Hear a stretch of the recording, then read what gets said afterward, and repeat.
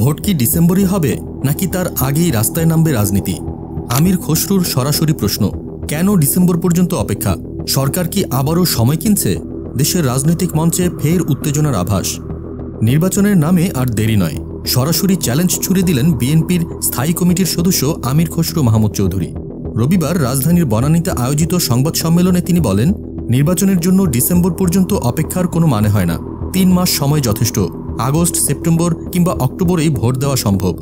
তার কথায় স্পষ্ট হতাশা। দেশ এক অদ্ভুত অস্থিরতা আর অনিশ্চয়তার মধ্যে দিয়ে যাচ্ছে।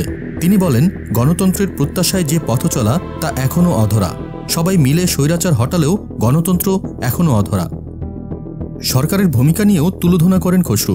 তিনি বলেন, এই সরকার নিজেকে নির্বাচিত দাবি করছে, অথচ এটি একটি অন্তর্বর্তী সরকার।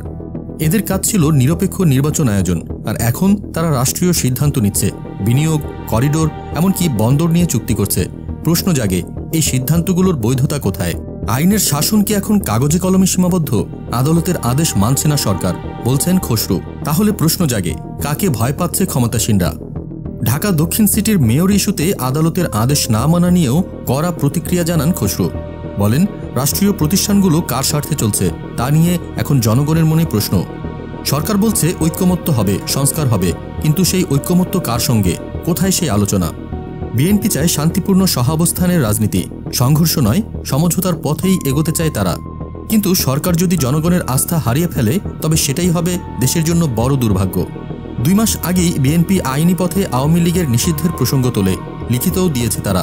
এখন প্রশ্ন, সরকার কি নাটক করছে নাকি সত্যিই ভয় পাচ্ছে ভোটের রায়? দেশের মানুষ অপেক্ষায়, নির্বাচন হবে, কিন্তু কবে? আগস্ট, অক্টোবর নাকি সেই পুরনো ডিসেম্বর? উত্তরের খোঁজে গোটা জাতি।